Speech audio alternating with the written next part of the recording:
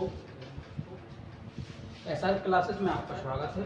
और कल तक हम लोग जो पढ़ रहे थे, हम लोगों ने जिलों का गठन किया था। हमारे मध्य प्रदेश में जितने भी जिले हैं उनके बारे में देखा था। आज हम संभाग के बारे में बात करते हैं, मतलब थोड़ा और आगे चलते हैं। ठीक है दोस्तों, तो आपको पता ही होगा कि हमारे यहाँ पे कितने संभाग हैं। हमारे मध्य प्रदेश में संभाग हैं जो, उनकी संख्या कितनी है। तो दोस्तों मैं आपको जानकारी के लिए बता दूं कि हमारे यहाँ 10 संभाग हैं। कितने हैं दोस्तों? 10 संभाग हैं। और 11वां संभाग जो है वो छिंदवाड़ा बनाने की प्रोसेस चल रही है, लेकिन अभी उसका गठन नहीं हुआ है। 2008 में 2 नए संभाग बनाने की घोषणा की थी, जिनमें से शहडोल संभाग का गठन हो चुका है। जो हमारा 10वां संभाग था शहडोल, उसका गठन 14 जून 2008 को हो गया था। ठीक है दोस्तों, और 11वां छिंदवाड़ा हमारा संभाग बनाया जाना प्रस्तावित है। ये हमारी प्रोसेस में है। तो आइए हम देखते हैं कौन कौन से हमारे यहाँ संभाग हैं, इनको थोड़ा डिटेल से पढ़ लेते हैं। ठीक है दोस्तों, कौन से संभाग में कितने जिले आते हैं इसके बारे में भी देख लेते हैं। तो हमारा जो सबसे बड़ा संभाग है क्षेत्रफल और जनसंख्या की दृष्टि से, पहले नंबर पे जबलपुर आता है। जबलपुर संभाग है जो उस क्षेत्रफल और जनसंख्या दोनों की दृष्टि से सबसे बड़ा संभाग है। सबसे बड़ा संभाग कौन सा है? जबलपुर है सबसे बड़ा संभाग, जो क्षेत्रफल और जनसंख्या दोनों की दृष्टि से। दोनों में यहां लिख दे रहा हूं, क्षेत्रफल व जनसंख्या की दृष्टि से सबसे बड़ा संभाग कौन है? जबलपुर है। और इसमें कितने जिले आते हैं दोस्तों? इसमें 8 जिले शामिल हैं। मैं अभी उनका आपको नाम भी बताऊंगा कौन कौन से जिले शामिल हैं। और इंदौर में भी 8 जिले शामिल हैं, लेकिन सबसे बड़ा संभाग मतलब सबसे ज्यादा जनसंख्या इसी में निवास करती है और सबसे ज्यादा क्षेत्रफल इसी में है। ठीक है दोस्तों, देख लेते हैं कौन कौन से जिले इसमें शामिल हैं हमारे जबलपुर संभाग में। तो टोटल 8 जिले शामिल हैं। ठीक है, और इसका जो कार्यालय है वो जबलपुर में है। मुख्यालय जो होता है संभाग आयुक्त का मुख्यालय। इसका सबसे बड़ा प्रशासनिक अधिकारी कौन होता है? संभाग का संभाग आयुक्त होता है। इसका मुख्यालय कहां पर है? जबलपुर में ही है, जबलपुर। और इसमें जिले कौन कौन से शामिल हैं? तो 8 जिले शामिल हैं। ठीक है दोस्तों, तो 8 जिले कौन कौन से हैं देखते हैं। पहला जबलपुर, नरसिंहपुर, और दोस्तों एक और है। आपने अगर जिलों का पुनर्गठन अच्छे से पढ़ लिया, कौन सा जिला किस जिला से अलग होके बना था, तो संभाग के जिले याद करने में आपको कोई प्रॉब्लम नहीं रहेगी, क्योंकि ज्यादातर जिलों को जो समाहित किया गया संभागों में, जो एक दूसरे से अलग हुए तो उनको एक ही संभाग में रखा गया। ठीक है, 1-2 को छोड़कर। तो जबलपुर, नरसिंहपुर और कटनी, मंडला, बालाघाट, डिंडोरी,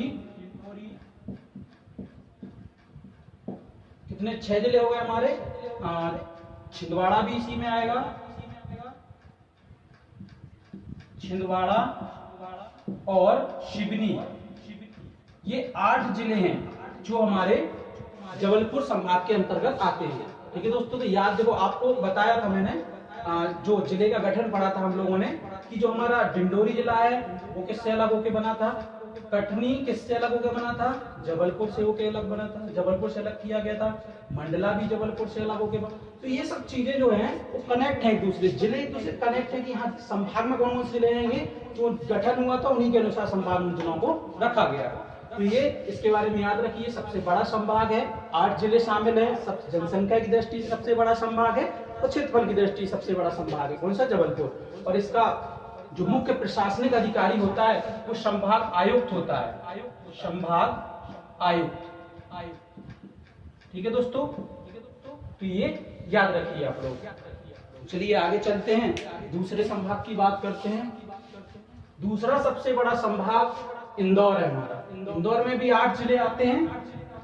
कौन कौन से हैं देखते हैं। दूसरा संभाग कौन सा है, इंदौर। इंदौर हमारा जो हमारी वित्तीय राजधानी के रूप में जाना जाता है मध्य प्रदेश की, इसमें भी 8 जिले शामिल हैं। और दूसरा सबसे बड़ा संभाग है, क्या है, दूसरा सबसे बड़ा संभाग। ठीक है दोस्तों, ये इसके बारे में फैक्ट याद रखना चाहिए। और इसका मुख्यालय भी इंदौर में ही है। मुख्यालय इंदौर में ही है।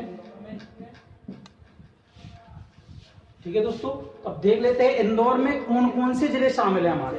तो इंदौर में पहला आएगा इंदौर, दूसरा आएगा हमारा, इंदौर के बाद क्या आता है हमारा, इंदौर में हमारे 8 जिले आते हैं टोटल। तो इंदौर में हमारा धार, धार भी आएगा इसी में। तीसरा झाबुआ भी आएगा। तीसरा, चौथा आएगा हमारा अलीराजपुर, जो झाबुआ से अलग करके बनाया गया था, अलीराजपुर। और अलीराजपुर और झाबुआ दोनों को कब अलग किया गया था, ये भी आपको मैंने बता चुका हूं। तो आप ये मुझे बता सकते हैं कमेंट में। कल का आपने जवाब नहीं दिया था कि छत्तीसगढ़ कौन सा राज्य है हमारा देश का, 26वां राज्य बनाया गया था छत्तीसगढ़ को। तो ये फैक्ट आप याद रखिए, कल का आंसर बताया मैंने। हाँ, तो इंदौर, धार, झाबुआ, अलीराजपुर, खरगोन, 5वां खरगोन, 6वां खंडवा, 7वां हमारा आएगा इसमें बड़वानी, और 8वां आएगा बुरहानपुर। अब दोस्तों आप देखिए इसमें कि हमारा जो झाबुआ है, झाबुआ से अलग होके किसको बनाया गया था, अलीराजपुर को। जो हमारा, सॉरी ये गलत हो गया, खरगोन, तो खरगोन से अलग करके किसको बनाया गया था, बड़वानी को। खंडवा से किसको अलग किया गया था, बुरहानपुर। यही आपका कंप्लीट हो गया। आपको 2 जिले याद रखने हैं, तो आपको 8 जिले याद हो जाएंगे कि हमारा इंदौर संभाग में कौन कौन से जिले आते हैं। और इसका एक फैक्ट याद रखना है आपको, 8 जिले शामिल हैं, दूसरा सबसे बड़ा संभाग है। अभी आगे जाके जिले वाइज जिले डिस्कस करने वाले हैं, वो बाद में देखेंगे। अभी फिलहाल आपको संभाग के बारे में थोड़ा सा आपको बता दूं, कैसे कितने जिले आते हैं इसमें, ये भी याद रखना जरूरी है। इसके बाद हमारा तीसरा संभाग आता है, जो हमारा है उज्जैन संभाग। ठीक है दोस्तों, तो उज्जैन संभाग में कितने जिले आते हैं, 7 जिले आते हैं। ठीक है, तो उज्जैन संभाग तीसरा संभाग है हमारा। भगवान महाकालेश्वर है जो हमारे वो उज्जैन में ही है, इसको याद रखिए। उज्जैन में मुख्यालय कहाँ है इसका, उज्जैन में ही है। ठीक है दोस्तों, तो इसका मुख्यालय उज्जैन ही हो जाएगा। जिले कितने शामिल हैं इसमें, तो जिले इसमें 7 हो जाएंगे, 7 जिले शामिल है। तो उज्जैन में देख लेते हैं हम लोग कौन कौन से जिले शामिल हैं। तो पहला आ जाएगा उज्जैन, दूसरा देवास, तीसरा रतलाम, चौथा शाजापुर, 5वां आगर मालवा,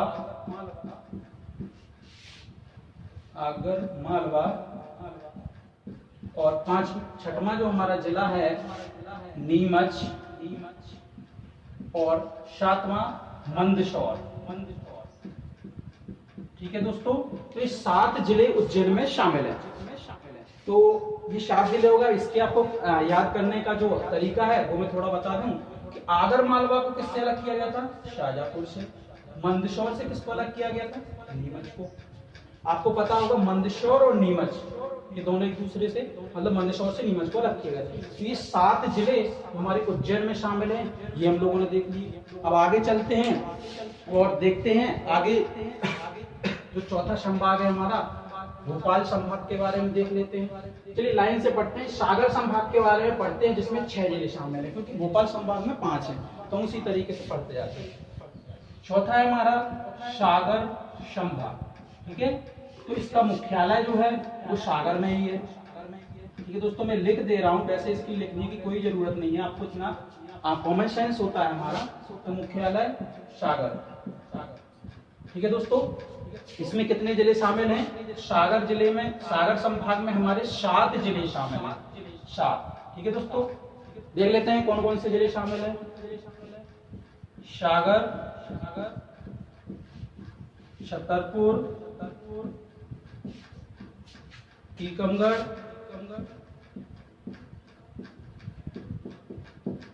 टीकमगढ़ के बाद कौन सा आएगा? दमोह, पन्ना आ जाएगा। सागर, छतरपुर, टीकमगढ़, पन्ना, दमोह, और हमारा छठवां हो जाएगा जो सबसे लेटेस्ट जिला है हमारा, निवाड़ी। और दोस्तों ये क्वेश्चन आपसे पूछा जा सकता है कि हाल फिलहाल में जो हमारा जिला बना है निवाड़ी, वो किस संभाग के अंतर्गत रखा गया है? तो इसका आंसर क्या होगा? टीकमगढ़ से अलग करके बनाया गया था, तो इसी संभाग में उसको रखा गया, अभी सागर संभाग के अंतर्गत, ठीक है दोस्तों। आगे चलते हैं, देखते हैं भोपाल संभाग, ठीक है दोस्तों। भोपाल संभाग के बारे में जान लेते हैं। भोपाल हमारी राजधानी है, तो भोपाल, इसका मुख्यालय भी भोपाल में ही है। और इसमें कितने जिले शामिल हैं? 5 जिले शामिल हैं, ठीक है दोस्तों। पहला जिला कौन सा आ जाएगा? भोपाल, और इसका मुख्यालय भी दोस्तों याद रखिए भोपाल ही है। भोपाल, रायसेन, तीसरा सीहोर हो जाएगा, चौथा विदिशा आ जाएगा, विदिशा आ जाएगा, और 5वां राजगढ़, ठीक है दोस्तों। तो ये 5 जिले भोपाल संभाग के अंतर्गत आते हैं। आगे चलते हैं हम लोग और आगे संभाग को देखते हैं, ग्वालियर संभाग, ठीक है दोस्तों। तो जो हमारा ग्वालियर संभाग है, इसके अंतर्गत भी 5 जिले शामिल हैं। छठवां संभाग पढ़ रहे हैं हम लोग, ग्वालियर। और इनका ये जो क्रम नहीं है, मैं आपको याद करने की दृष्टि से ही बता रहा हूँ कि लाइन से जो 8 जिले शामिल हैं, उसके बाद फिर 8 जिले शामिल हैं, उज्जैन में आपकी 7 जिले शामिल हैं, फिर उसके बाद सागर में 6 जिले शामिल हैं, ग्वालियर में 5 जिले शामिल हैं। तो घटते हुए क्रम में आपको बता रहा हूँ, ठीक है दोस्तों। तो इसमें भी 5 जिले शामिल हैं। और जो ग्वालियर है, इसका मुख्यालय कहाँ पे? ग्वालियर संभाग का, तो ये मुख्यालय भी ग्वालियर में ही है, ठीक है दोस्तों। इसमें कौन कौन से जिले आते हैं देख लीजिए आप। ग्वालियर आता है, दूसरा ग्वालियर के बाद गुना आएगा, शिवपुरी आएगा,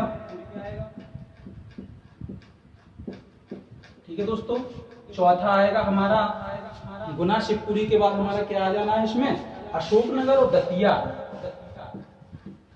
अशोकनगर, और 5वां दतिया, ठीक है दोस्तों। तो ये हमारा, अब आपको इसमें ही पता होगा कि गुना से अशोकनगर को अलग किया गया था, तो ये इसी संभाग के अंतर्गत रखा गया है। पहला वाला तो आपको याद हो जाएगा आराम से कि जो ग्वालियर संभाग है उसमें ग्वालियर तो आता ही आता है। दूसरा गुना आता है तो अशोकनगर भी आता है इसमें, और शिवपुरी आता है, दतिया आता है। दतिया के बारे में आपको पता हो, ये 2011 की जनगणना के अनुसार क्षेत्रफल की दृष्टि से सबसे छोटा जिला है, जिला सबसे छोटा है, ठीक है दोस्तों। उसके बाद जिलों का जो निर्माण हो गया उसके अनुसार तो अभी फिलहाल हमारा जो निवाड़ी है वो दोनों की दृष्टि से हो गया, क्षेत्रफल और जनसंख्या दोनों की दृष्टि से छोटा हो गया। उसके पहले आगर मालवा था, तो सबसे पहले 2011 की जनगणना के अनुसार पूछा जाएगा तो आपको दतिया करना है। इसके ग्वालियर संभाग के बाद आते हैं हम रीवा संभाग में, रीवा संभाग, ठीक है दोस्तों। तो ये हम जो क्रम पढ़ रहे हैं, ये रीवा संभाग हमारा 7वां संभाग, मतलब जो लाइन से लेकर 10 संभाग हम लोग पढ़ रहे हैं, तो रीवा संभाग, इसका मुख्यालय रीवा में है, ठीक है। पहला जिला, कितने जिले शामिल हैं इसमें? तो रीवा संभाग में हमारे 4 जिले आते हैं, कितने आते हैं? 4 जिले। पहला कौन सा है? रीवा आएगा, दूसरा सतना आएगा, तीसरा सीधी आ जाएगा, चौथा सिंगरौली आ जाएगा। और आपको पता है दोस्तों कि सीधी से ही सिंगरौली को अलग किया गया था, तो ये रीवा संभाग के अंतर्गत आ जाता है। आगे चलते हैं, हम लोग चंबल संभाग पे बात करते हैं। और चंबल संभाग के अंतर्गत हमारे 3 जिले आते हैं। ठीक है दोस्तों, तो चंबल संभाग हमारा 8वां हो जाएगा। चंबल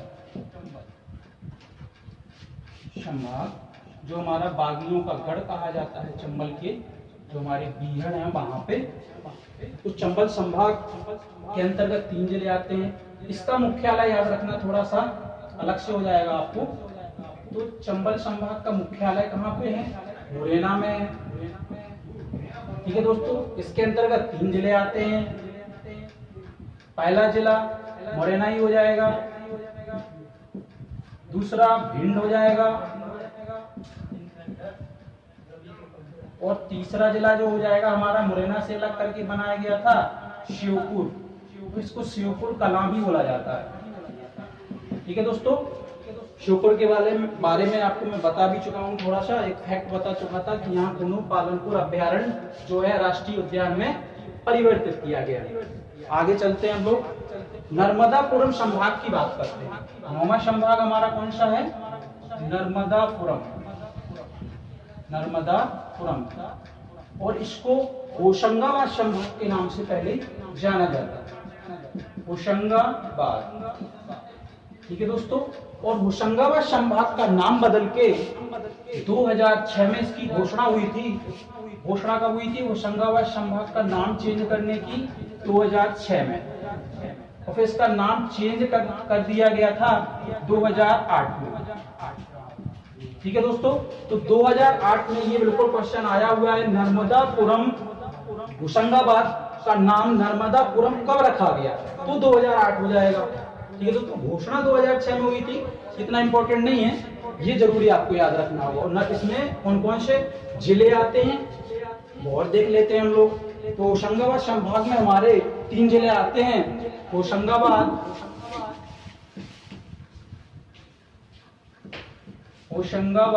आ जाएगा, ये सिटी वाला शहर है होशंगाबाद। दूसरा आ जाएगा हमारा हरदा आ जाएगा, और तीसरा कौन सा आ जाएगा हमारा? बैतूल आ जाएगा। ठीक है दोस्तों, तो ये 3 जिले इसमें आते हैं। तो हरदा के बारे में मैंने अभी बताया था आपको, सबसे छोटा जिला था हमारा, किसकी दृष्टि से? जनसंख्या की दृष्टि से। ठीक है, 2011 की जनगणना के अनुसार। आगे चलते हैं, और हमारा आखिरी संभाग जो सबसे लास्ट में बना वो है शहडोल। और शहडोल का गठन कब हुआ वो भी आपको बताते हैं। शहडोल संभाग है हमारा, ये 10वां संभाग है। इसको हम बोल सकते जो हमारा लेटेस्ट संभाग है, 10वां नंबर का 10वां संभाग है। इसका मुख्यालय शहडोल में है, और इसका गठन कब हुआ था? 14 जून 2008। ठीक है दोस्तों, तो 14 जून 2008 को हमारे शहडोल संभाग का गठन हुआ था। तो इसमें 3 जिले शामिल है। शहडोल आ जाएगा हमारा, दूसरा शहडोल के अनूपपुर आ जाएगा,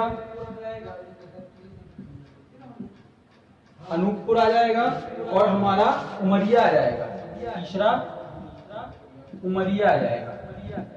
ठीक है दोस्तों, ये उमरिया को शहडोल से ही अलग किया गया था। और आप देख लीजिए, तो ये हमारे 10 संभाग जो कंप्लीट हो गए हैं। 11वें संभाग का अभी गठन होना बाकी है, और मैंने 11वें संभाग के गठन में आपको बताया था कि इसकी घोषणा तो हो चुकी है, पर ये अभी गठन नहीं हुआ है। और 11वां संभाग जो हमारा बनने वाला है, 11वां संभाग वो कौन सा बनने वाला है? छिंदवाड़ा। अभी इसका गठन नहीं हुआ है, घोषणा हुई थी, तो छिंदवाड़ा बनेगा। और इसमें 3 जिले रखे जाएंगे। 3 कौन कौन से रखे जाएंगे? सिवनी रखा जाएगा, छिंदवाड़ा ही रखा जाएगा, और तीसरा रखा जाएगा बालाघाट। सिवनी, छिंदवाड़ा, बालाघाट। ये 3 जिले जो हमारे छिंदवाड़ा संभाग के अंतर्गत आना है और ये इसका गठन होना अभी बाकी है। तो इस तरीके से हम लोगों ने संभाग पढ़ लिए। नेक्स्ट क्लास में हम लोग मध्य प्रदेश के परिचय के बारे में कुछ बात करेंगे और उसको अच्छे समझने की बारे में अच्छे समझने की कोशिश करेंगे। मध्य प्रदेश का परिचय, मध्य प्रदेश की जो लंबाई है, जो चौड़ाई है, उत्तर से दक्षिण की लंबाई, पूर्व से पश्चिम की लंबाई, ये सब उसमें जो भी हमारा टॉपिक आता है उसके अंतर्गत हम लोग बात करेंगे। तो दोस्तों आपने संभाग देख लिए और आज जो हमारा आपके लिए क्वेश्चन है वो मैंने पढ़ाया हुआ है, आप उसका आंसर देंगे कि छत्तीसगढ़ को किस संविधान संशोधन के अंतर्गत किस संविधान संशोधन में संविधान संशोधन के अंतर्गत अलग किया गया। इसका आंसर आपको कमेंट बॉक्स में देना है। ठीक है दोस्तों, ये प्रश्न आपके लिए है। नेक्स्ट, धन्यवाद। नेक्स्ट क्लास में आपको नेक्स्ट टॉपिक के साथ आएंगे।